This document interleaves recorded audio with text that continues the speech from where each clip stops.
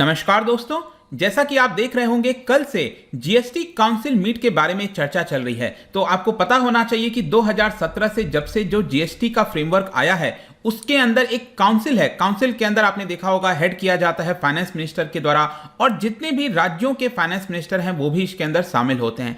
तो यहां पर ये 45th जीएसटी काउंसिल मीट हुआ था डिस्कस करने के लिए इंपॉर्टेंट चीजों के ऊपर कि जीएसटी का रेट क्या होना चाहिए, अलग अलग चीजों में क्या चेंजेस कर सकते हैं। तो इसके अंदर कुछ बड़े बदलाव किए गए हैं। यहां पर आप देख सकते हो 45th जीएसटी काउंसिल मीट। देखना, एक चीज तो काफी लोग जो सोच रहे थे पेट्रोल डीजल के बारे में, क्या ये जीएसटी के अंदर आएगा, तो यहां पर क्लियरली बोल दिया गया है फाइनेंस मिनिस्टर के द्वारा ये पेट्रोल डीजल जो है आपका इसके अंदर जीएसटी के अंदर नहीं आएगा अभी के लिए। ऑल्दो यहां पर उसकी थोड़ी बहुत चर्चा हुई थी क्योंकि केरला हाई कोर्ट ने बोला था कि इसके ऊपर डिस्कशन होना चाहिए और इसी की वजह से डिस्कशन हुआ है बस। लेकिन अभी के लिए कोई प्लान नहीं है पेट्रोल डीजल, क्योंकि काफी लोग सोच रहे थे 100 रुपए से ज्यादा हो चुका है। अगर ये आपका जीएसटी के अंदर आ जाता है तो 60 रुपीज 70 रुपीज काफी हद तक रेट्स कम हो सकते हैं। लेकिन जाहिर सी बात है कि उससे राज्यों को, सेंट्रल गवर्नमेंट को काफी सारा रेवेन्यू आता है, तो इसके ऊपर तो अभी कोई विचार नहीं किया जा रहा है। लेकिन इसके अलावा बहुत सारे चेंजेस हैं जो मैं आपको इस वीडियो के अंदर बताने वाला हूं। चलिए आगे बढ़ते हैं। लेकिन उसके पहले अगर आप यूपीएससी या फिर किसी भी एग्जाम की तैयारी कर रहे हैं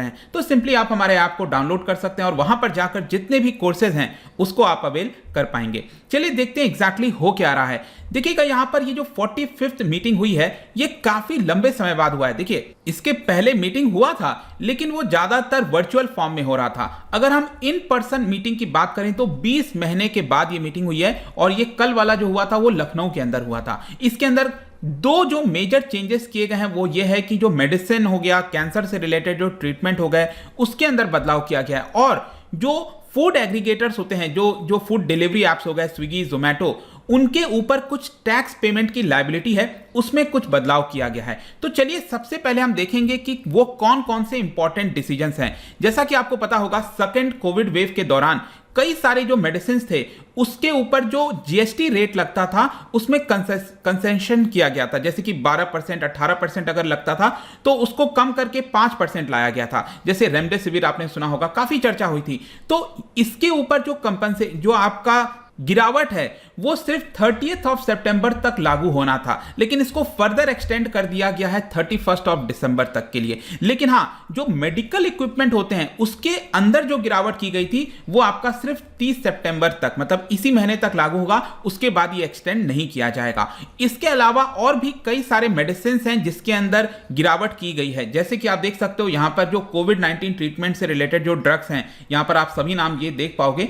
उसमें यहां पर क्या किया गया है कि फ्लैट 5% कर दिया गया है। पहले इसमें 12% और बाकी होता था, इसको गिराकर 5% कर दिया गया है। इसके अलावा यहां पर आप देख सकते हो जो मस्कुलर एट्रोफी ड्रग्स हैं ये दोनों, इनके ऊपर जो जीएसटी लगता था उसको पूरी तरह से खत्म कर दिया गया है। इसमें करोड़ ऑफ रुपीस जो है कलेक्शन होता था, यहां पर फाइनेंस मिनिस्टर ने बताया, लेकिन इसको हम खत्म कर चुके हैं। इसके अलावा यहां पर जो कैंसर के ट्रीटमेंट के लिए, जो इलाज के लिए यहां पर जो जरूरत पड़ती थी उसमें पहले 12% टैक्स लगता था जीएसटी, उसको गिराकर 5% किया गया है। इसके अलावा बाकी भी जैसे बायोडीजल हो गया, हाँ कुछ चीजों के ऊपर बढ़ाया भी गया है। जैसे कि आप देखिए यहां पर जो फोर्टिफाइड राइस होता है उसको बढ़ाकर 5% से बढ़ाकर 18% कर दिया गया है। Biodiesel for blending in diesel, diesel के अंदर जो एथेनॉल और वो सब बायोडीजल होता है जिसको कहते हैं, उसको बढ़ाकर 5% से 12% कर दिया गया है। इसके अलावा और भी कई चीजों पे जो बढ़ोतरी की गई है, जैसे कि ओर्स और कंसंट्रेट्स ऑफ मेटल्स हो गया, जैसे आयरन, कॉपर, एल्यूमिनियम,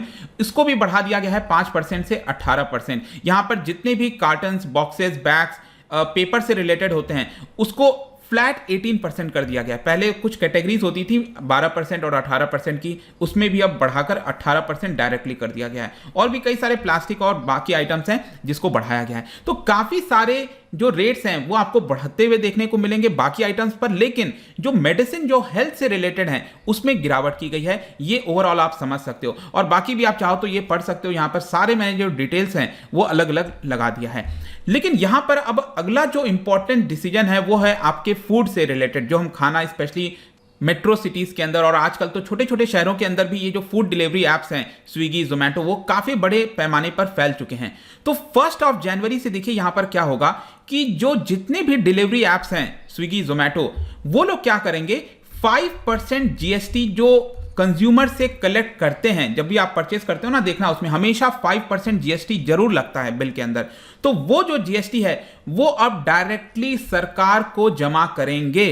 पहले क्या होता था, ये कलेक्ट करते थे और रेस्टोरेंट्स को दे देते थे, अब ऐसा ना करके यहां पर सरकार को देना होगा। फॉर एग्जांपल, अगर आप कोई फूड ऑर्डर करते हो 100 रुपए का, जिसका ओवरऑल कॉस्ट रेस्टोरेंट की तरफ से 100 रुपए आया, उस 100 रुपए के ऊपर 5% जीएसटी लगता है, मतलब आपको कितना पे करना है, 105 रुपए। तो ये जो 5%, 5 रुपए एक्स्ट्रा ये जो जीएसटी है ना, ये बेसिकली क्या होता था कि फूड डिलीवरी एप्स, क्योंकि अल्टीमेटली पेमेंट आप फूड डिलीवरी ऐप को कर रहे हो, आप रेस्टोरेंट को तो कर नहीं रहे हो डायरेक्टली, तो फूड डिलीवरी ऐप ये 5%, 5 रुपए जो है वो रेस्टोरेंट के बिहाफ पे कलेक्ट करते थे कंज्यूमर से और वो रेस्टोरेंट को दे देते थे।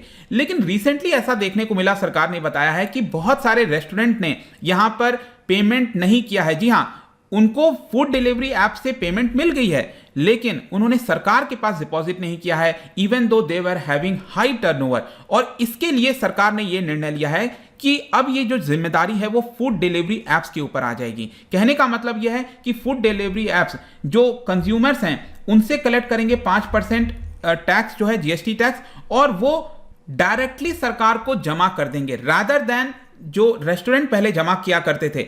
अब रेस्टोरेंट के ऊपर जिम्मेदारी नहीं, अब फूड डिलीवरी ऐप के ऊपर जिम्मेदारी आ गई है। देखो, ये बेसिकली आप कह सकते हो ना कि इसका थोड़ा सा इंप्लीकेशन बड़ा हो सकता है। कंज्यूमर के लिए कोई डिफरेंस नहीं है, आप पहले जैसे ऑर्डर करते थे आपके लिए सेम रहेगा, लेकिन सिर्फ और सिर्फ जो फूड डिलीवरी ऐप्स और जो रेस्टोरेंट्स हैं उनको थोड़े से बदलाव करने पड़ेंगे। स्पेशली बताया जा रहा है जो छोटे छोटे रेस्टोरेंट्स होते हैं जो पहले जीएसटी के अंदर नहीं आते थे, जिनका टर्नओवर 20 लाख से कम होता था, उनको अब यहां पर रजिस्टर करना पड़ेगा मैंडेटरी। जिस तरह से ई कॉमर्स वेबसाइट वगैरह को मैंडेटरी जो आपका रजिस्टर करना होता है वैसे करना होगा। इसके अलावा अब रेस्टोरेंट के ऊपर एक और जिम्मेदारी आ जाएगी। पहले वो एक ही बिल बनाते थे, एक ही बुक मेंटेन करते थे, अब वो 2 तरह के मेंटेन करेंगे। एक तो जो नॉर्मल बिजनेस उनका हो रहा है रेस्टोरेंट का, और दूसरा जो ये जो फूड डिलीवरी जो एप्स हैं उनके साथ ये बिजनेस करते हैं ना, क्योंकि दोनों अलग अलग मेंटेन करना पड़ेगा कि हमने इसको कितना बेचा, क्या हुआ, तो ये थोड़ा सा कॉम्प्लिकेशन आने वाला है। तो आई होप कि ये भी चीज आप समझ गए होंगे कि यहां पर जो जिम्मेदारी है उसमें थोड़े बदलाव किए गए हैं। नेक्स्ट यहां पर है कंपनसेशन सेस। देखो, ये बहुत इंपॉर्टेंट हो जाता है। आपको पता होगा कि 2017 में जब फाइनली जीएसटी आया तो बहुत सारे जो राज्य हैं वो खुश नहीं थे, स्पेशली जो इंडस्ट्रियलाइज स्टेट्स हैं, गुजरात हो गया, आपका तमिलनाडु हो गया, तो ये जो इंडस्ट्रियलाइज स्टेट्स हैं, महाराष्ट्र हो गया, उनको ऐसा डर था कि उनका जो रेवेन्यू है वो काफी हद तक कम हो जाएगा। या फिर जो बाकी भी राज्य हैं, चाहे यूपी, बिहार, बाकी भी जो राज्य हैं, उनको ये लग रहा था कि कहीं जीएसटी आने से यहां पर उनके रेवेन्यू में कमी ना आ जाए।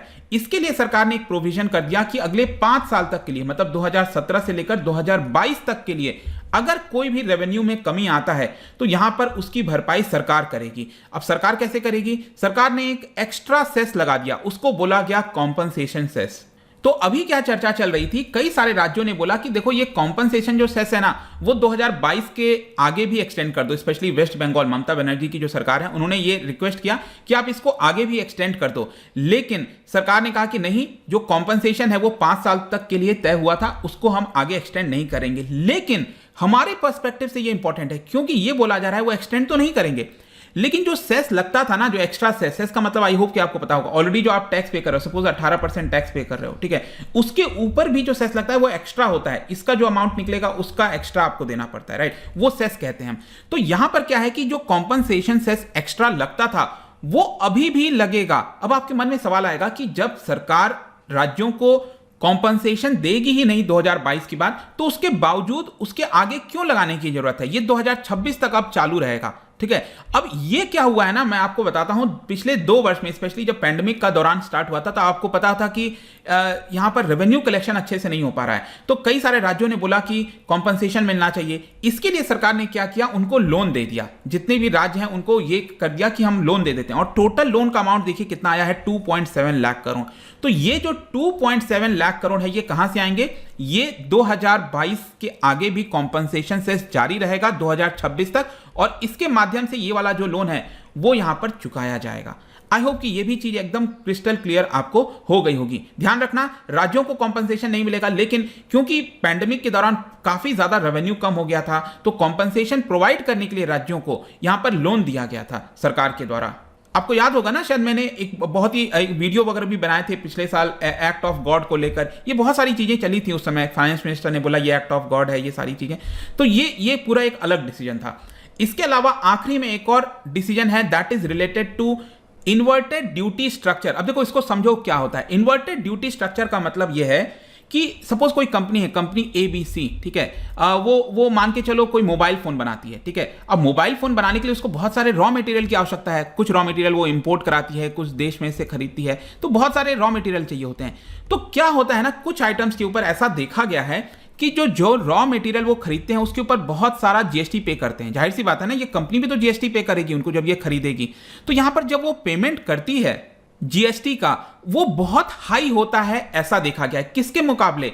जब मोबाइल फोन वो बना देगी तो उसके ऊपर जो जीएसटी है वो कम है, लेकिन जो रॉ मटेरियल वो खरीद रही है उसके ऊपर जीएसटी ज्यादा है। फॉर एग्जांपल अगर मैं कहता हूं कि एबीसी ने कई सारा रॉ मटेरियल खरीदा और उसके ऊपर जो जीएसटी पे किया वो उसका अमाउंट 1000 रुपीज है, मान के चलो, मैं जस्ट एग्जांपल दे रहा हूं, ठीक है, 1000 रुपीज है। और जब मोबाइल फोन बन के तैयार हो गया और जब वो बेचने गई मार्केट के अंदर, तो यहां पर उसको जीएसटी मिला सिर्फ 600 रुपए, ठीक है। अब आपको पता होगा कि 1000 रुपीज एबीसी कंपनी ने यहां पर पेमेंट किया है, तो वो एक प्रकार से इनपुट टैक्स क्रेडिट के अंदर आ जाता है। इनपुट टैक्स क्रेडिट मतलब ये हुआ कि जब वो अपना प्रोडक्ट बेचेगी मार्केट में तो जाहिर सी बात है ना, उसको कलेक्शन होगा। तो सपोज यहां पर कलेक्शन हुआ 600 का, तो अल्टीमेट 600 रुपए ये कहां जाएगा, क्योंकि अल्टीमेट डेस्टिनेशन बेस्ड है ना ये, तो आपका आखिरी में कितना जीएसटी लग रहा है, तो वो 600 रुपए कहां जाएगा, 600 रुपए सरकार के पास जाएगा। तो अब आप देखो हो क्या रहा है, कंपनी एबीसी ने यहां पर दिया था जीएसटी 1000 रुपीज, लेकिन उसके पास जीएसटी कितना आया, 600 रुपए का। मतलब एबीसी के पास 400 रुपए और आने चाहिए ना, तो वो 400 रुपए आने में मतलब सरकार की तरफ से आते आते बहुत लंबा समय लग जाता है, जिसकी वजह से उनका पूरा पैसा फंसा रहता है।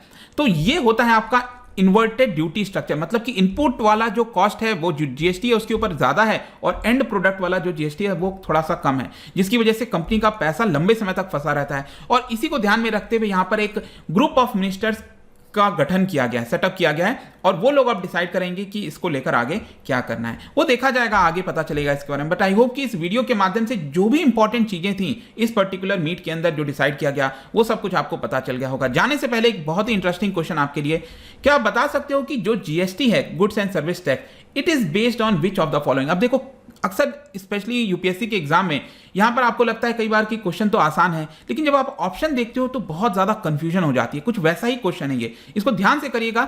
इसका जो राइट आंसर है आपको पता ही है, मेरे इंस्टाग्राम पर तो मिलेगा ही, वहां पर अगर आप नहीं हो कोई बात नहीं, टेलीग्राम से भी ले सकते हैं इसका सही उत्तर। मैं कई सारे एमसीक्यूज यहां पर डालता रहता हूं स्टोरीज के फॉर्म में, आप जाकर प्ले कर सकते हो। बाकी अगर आपको पीडीएफ चाहिए तो टेलीग्राम पर आइए, अलग अलग सोशल मीडिया पर भी आप जुड़ सकते हैं। साथ ही साथ यूपीएससी या फिर किसी भी एग्जाम की तैयारी कर रहे हैं तो सिंपली आप हमारे ऐप को डाउनलोड कर लीजिए, वहां पर जाकर जितने कोर्सेज हैं उसको अवेल कर पाएंगे। आई होप कि वीडियो आपको पसंद आया होगा। मिलता हूं आपसे next time, till then thank you very much, see you soon.